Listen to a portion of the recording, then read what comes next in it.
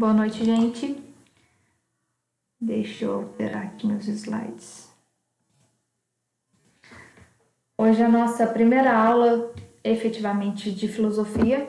A gente vai falar um pouquinho sobre o que é filosofia, se é de comer ou se é de passar no cabelo, como nasceu a filosofia, eu com isso.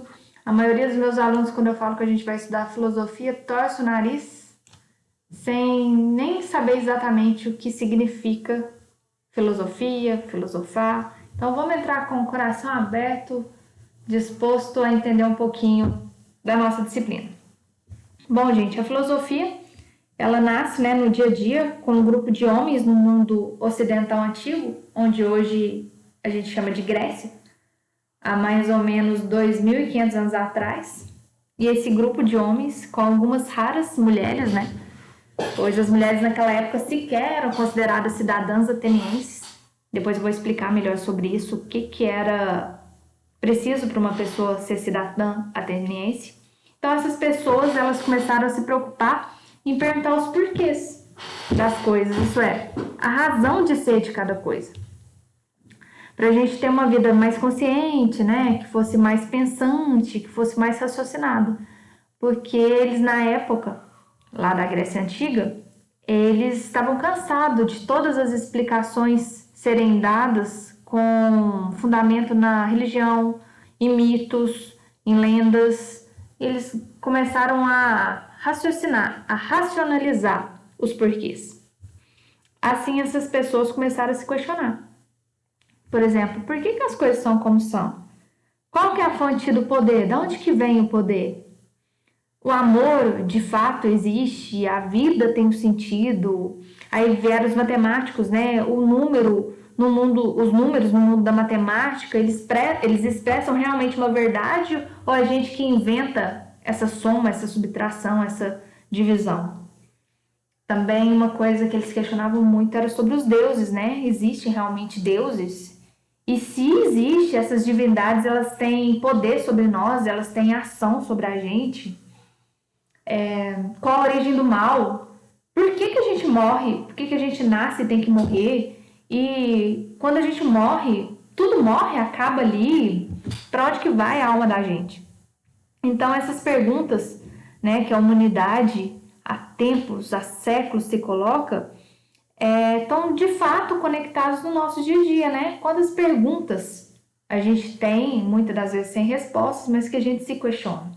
Então a filosofia, ela nasce dessa preocupação do porquê. Eu falei com vocês que, na primeira aula, que o pensador que criou essa palavra filosofia foi Pitágoras, aquele matemático do Teorema de Pitágoras, que enxergava na realidade matemática, especialmente nos números, uma certa ordem, uma certa lógica. Então ele pensou, eu posso ajudar a humanidade no seu dia a dia a compreender, a utilizar, a aplicar essa minha teoria. E sim, foi assim que foi criado aquele teorema de Pitágoras que o pessoal das exatas usam tanto, Eu nunca entendi. Mas o pessoal das exatas usam esse teorema até hoje. E não se conseguiu aperfeiçoá-lo. Ele até hoje é o ápice no que ele propõe fazer. Então a filosofia, ela está ligada nessas grandes indagações, seja em qualquer ramo que for, inclusive o matemático que a gente acabou de ver. A gente costuma dizer que para a gente estudar a filosofia, ela nos ensina a pensar, mas não é bem assim, porque a capacidade de pensar, ela é inerente da nossa espécie, A gente já nasce com essa possibilidade, com essa capacidade. Mesmo se a filosofia não existisse, a gente saberia pensar, seria possível pensar. Outras pessoas já falam, não, a filosofia ela nos ensina a pensar, mas pensar bem. Não é como pensa um outro animal irracional. Mas eu discordo, porque não é necessariamente assim. Porque você pode pensar com a filosofia e pensar mal. A filosofia, ela teve e tem ainda seus maus pensamentos, por exemplo, teve vários filósofos muito equivocados, como, por exemplo, o nazismo. Eu vou passar um trabalho no final dar aula sobre isso. O nazismo, ele teve vários filósofos, vários. E não é porque eram filósofos, pessoas que pensavam, que o pensamento era bom, pelo contrário, foi tão ruim. A gente vai estudar sobre o nazismo em sociologia. Por exemplo, até hoje, né? As ditaduras. As ditaduras têm os seus filósofos. Então, nem sempre o pensar filosófico é um bom pensamento. Ele nem sempre é crítico, né, gente? Porque a gente sabe que em ditadura a última coisa que eles querem que a gente seja é crítico. A filosofia, na verdade, ela não ajuda a pensar, ela nos ajuda a indagar. É o que nos faz escapar de coisas muito óbvias, porque a partir da indagação, quando a gente começa a suspeitar, as suspeitas em relação a tudo, pelo modo como as coisas são, será que as coisas realmente são dessa forma que todo mundo acha ou pode ser diferente? Então, saber colocar esse ponto de interrogação, né, naquilo que parece óbvio, ó, o ponto de interrogação mais lindo do planeta, é um movimento filosófico. A partir do momento que você indaga, que você questiona, você está participando de um movimento filosófico. Um dos filósofos clássicos, né, que lidou muito com essas questões do dia a dia foi Aristóteles, né, que nasceu no século IV a.C.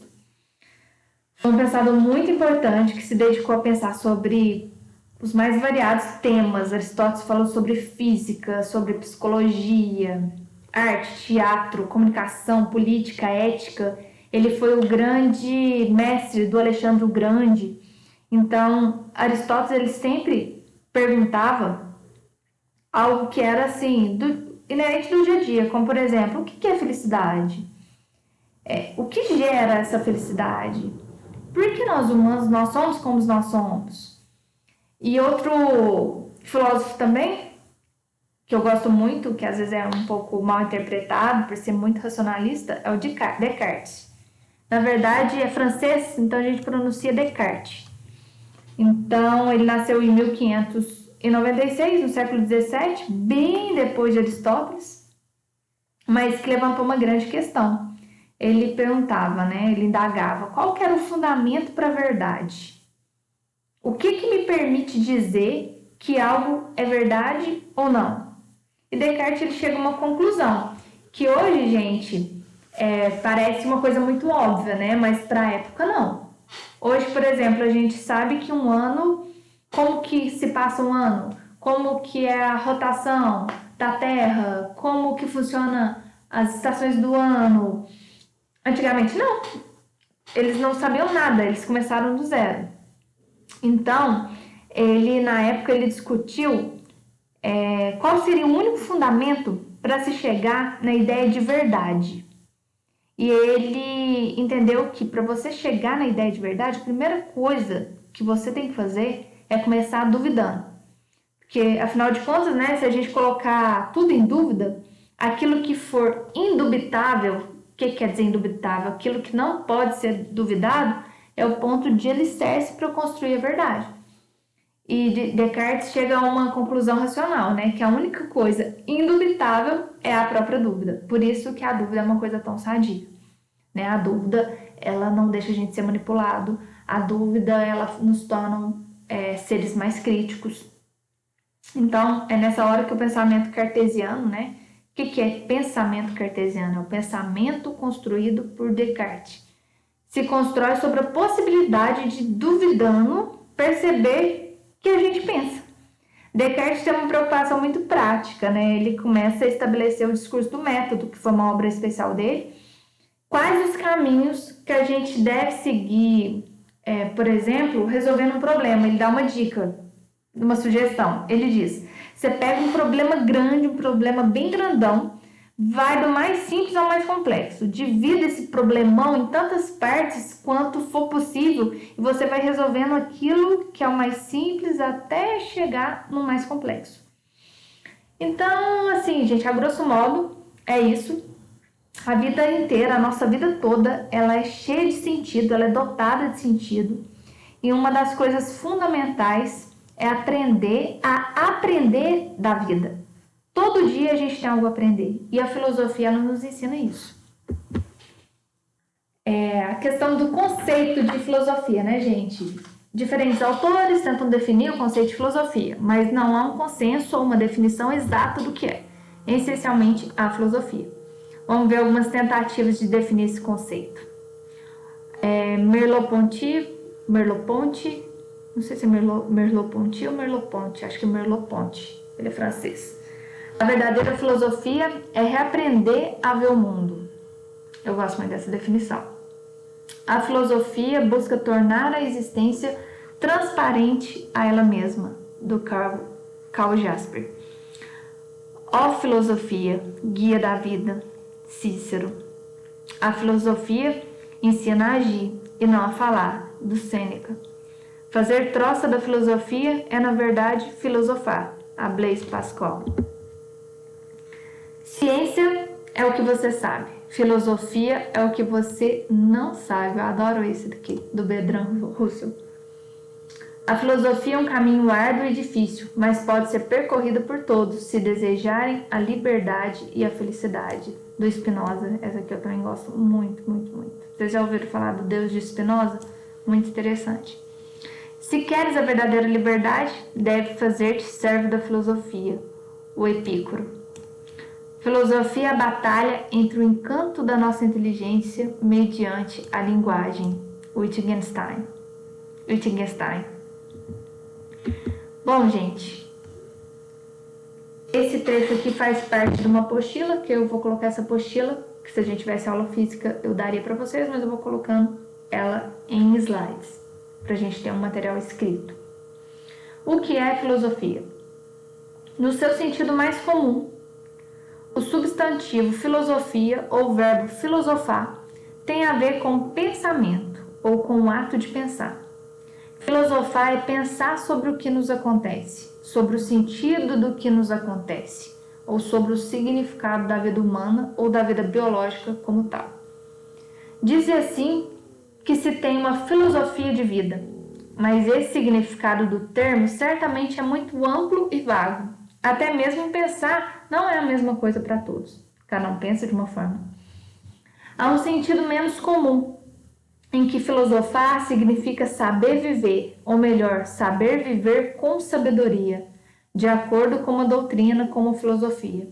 Assim, por exemplo, sabedorias diferentes daquela ocidental. Por isso se fala dos sábios orientais, Confundo, Tse, Buda, Zaratustra, mas as suas doutrinas ainda são vinculadas à religião e não caracterizadas por uma exclusiva racionalidade. Então, filosofia não é devagar.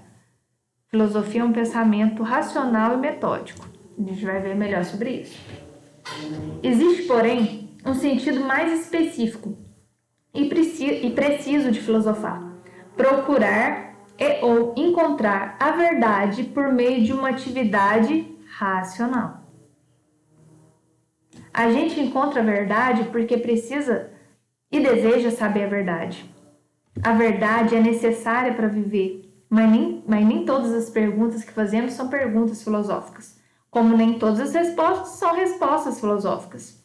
Não é filosófico saber que dia é hoje, mas é filosófico perguntar o que é o tempo. Essa questão do tempo é uma das perguntas mais antigas da filosofia. O que é verdade? O que é mentira? O que é a liberdade? O que é a razão? São todas perguntas filosóficas. E sabemos que nem todos estão acostumados a fazê-las e tampouco consideram que sejam perguntas importantes. Bom, gente, eu não vou usar o livro que eu usei na primeira aula. Esse é um outro livro do Cortella, vamos pensar um pouco com a Turma da Mônica. Acho muito legal isso, em todo o ramo do conhecimento, tanto na filosofia, tanto no direito. Eu acho que a gente tem que tornar mais atrativo e mais acessível a todo mundo. Então, quando eu tiver filho, eu pretendo ler esse livro para ele, essas historinhas, porque com as ilustrações, a filosofia se torna um pouco mais atrativa. E vocês vão perceber, deixa eu tomar água aqui, que o textinho é muito instigante. Vamos lá. Ao nosso alcance. Cebolinha planejando um plano infalível contra a Mônica. O filósofo francês René Descartes, em As Paixões da Alma, obra de 1649, escreveu: mas por que a maioria dos nossos desejos se reporta a coisas que não dependem todas de nós, nem todas do outro? Devemos exatamente nelas distinguir o que só depende de nós, a fim de reportar nosso desejo unicamente a isso. O que quis dizer Descartes? De tudo aquilo pelo qual temos algum desejo, de ter, de acontecer, de fazer, há coisas que dependem de nós e outras que dependem de outras pessoas. Recomenda Descartes que coloquemos todo o nosso esforço em identificar aquilo que só depende de nós, porque ao fazê-lo, nosso desejo ficará muito mais próximo de se tornar realidade. Em vez de aguardar que os outros façam o que precisa ser feito, se nos dedicarmos a fazer o que nos cabe fazer, o objetivo será realizado com muito mais facilidade. Parece obviedade, mas não é. É necessário identificar a fonte de realização para afastar uma eventual frustração quando algo desejado não acontece. Isso é, ir em direção àquilo que está no nosso âmbito de ação é um passo significativo para alcançar o que almejamos. Bom, queria estar na sala de aula com vocês para a gente discutir sobre esse texto, mas preparando a aula de vocês, veio um amigo meu e eu falei com ele, li o texto com ele e falei: o que você pensa nisso, sobre esse texto e tal? Ele, expectativa, né? E ele tá vivendo uma situação bem complexa, porque ele é super apaixonado por uma menina e a menina tem namorado e a menina fala que vai terminar com o namorado, que tá fazendo de tudo pra terminar com o namorado e nunca termina com esse namorado pra ficar com ele. Ou seja, coisa que não depende apenas dele. E ele sofre muito com isso e não consegue sair dessa relação. Ele não tá feliz, ele sabe que por ele já estaria namorando com ela, mas depende dela para que ela termine o relacionamento e fique namorando só com ele, se isso é possível, né? Namorar com duas pessoas. Mas enfim, quero saber de vocês. Essa foi a visão desse meu amigo, quase falei o nome dele.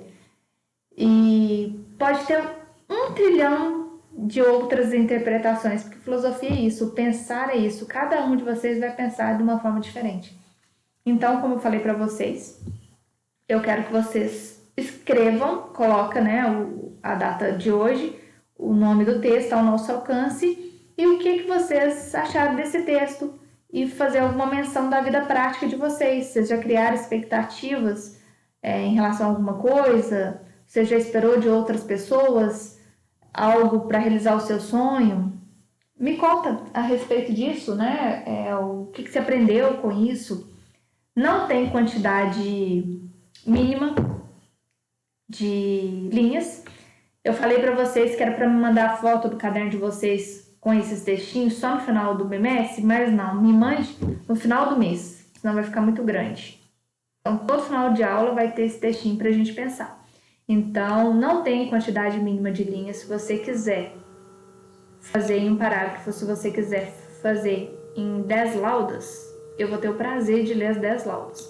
Porém, se você definir fazer, por exemplo, em um parágrafo, tem que fazer sentido, certo? Senão a pontuação ela não vai ser a mesma de um texto que fez sentido para mim. Então, não é quantidade de linhas, é sentidos, tá bom? Outra coisa que eu quero que vocês façam para mim é uma pesquisa sobre algum filósofo do nazismo. Houveram vários, então pode escolher. Aí tem quantidade mínima, 2 páginas digitadas, tamanho 12. E mandar por e-mail até o dia 17/8/2020. Eu fiz um e-mail, gente, só para a FEVASF, é o prof.liviasilveira@gmail.com. Me mande nesse e-mail, por gentileza. Qualquer dúvida, eu estou à disposição. Vou mandar o link no YouTube, por favor, ele é privado, então só vocês têm o link para acessar. Mesmo que vocês não forem assistir essa aula hoje, clica, vê se abre e me dá um ok no grupo. Tá bom, gente? Bons estudos. Até mais.